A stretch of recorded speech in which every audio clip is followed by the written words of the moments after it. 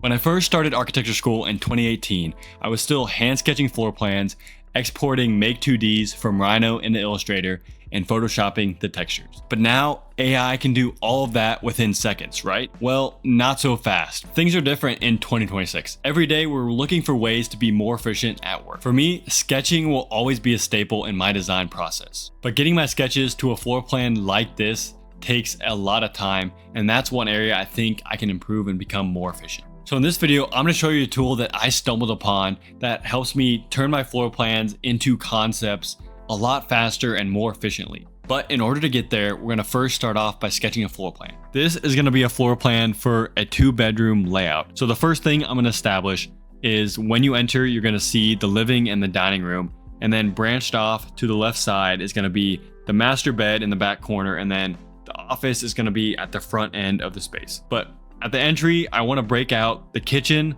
and the entry space a little bit. So there's going to be a partition wall. You're going to open up and see the living room and the dining room. And then on the right hand side is going to be another bedroom. But I don't want the bed right behind where the TV wall is. So that's going to be extra storage, closet, and bathroom space. So I'm flip-flopping where the bedroom and the auxiliary spaces are going to be. So that's going to be the initial layout that I'm going to use, and I'm going to bring it into Synaps so that we can transform this into an actual floor plan concept. So I took a photo of that sketch, and now I'm going to upload it into Synaps. And so what this program does is it traces the floor plan, whether it's a PDF or an image, and it transforms it into an editable floor plan. But as you can see, as it generates, it's fairly accurate to the base of the sketch. Now that it's finalized, you can see that it's placed all the furniture, added doors, windows, and rooms. Now I'm gonna go in and make a few edits because some of the walls are in the wrong locations, as well as it's identified the office space as a bedroom. So what I can do is I can adjust these elements, move them around, as well as going in and adding furniture into the space from the asset library within Synaps.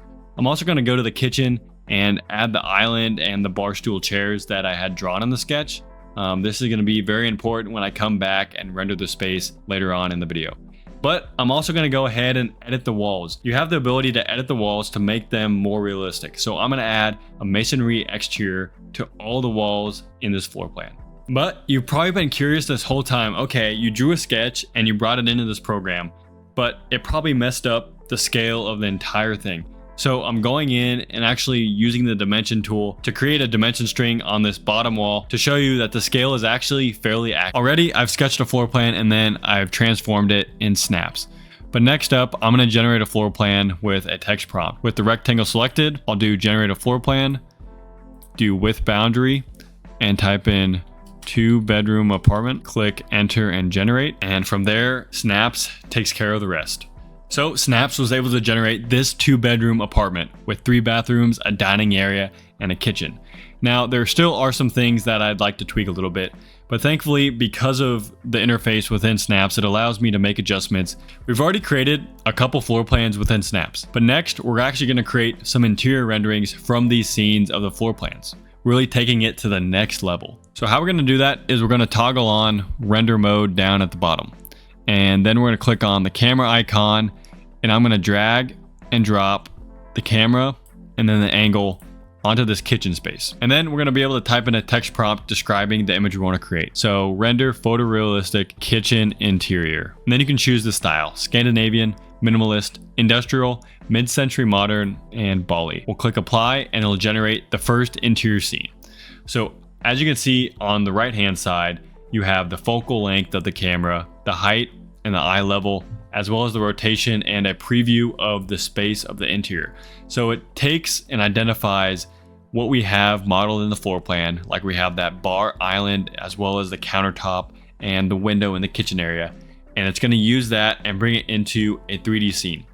So as you can see here, it's taken very similar characteristics. If we go back to this floor plan and compare the two, it has the U-shaped countertop with an island in the middle. The island and the scale of this is a little bit off, but it identifies the window and where the sink is located. But it's a good start to generate options for the interior without having to go and model the whole thing.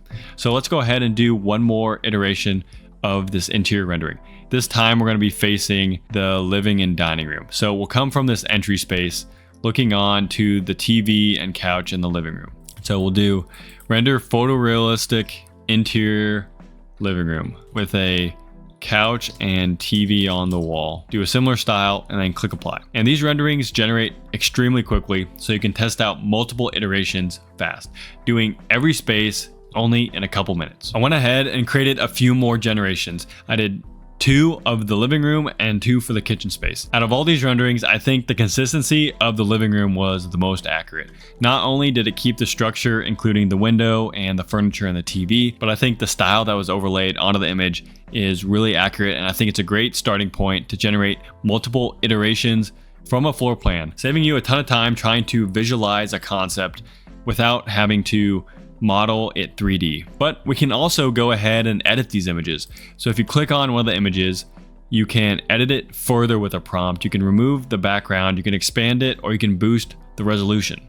So there is further refinement within the renderings that you create in Synaps, and it just takes it that much more to the next level.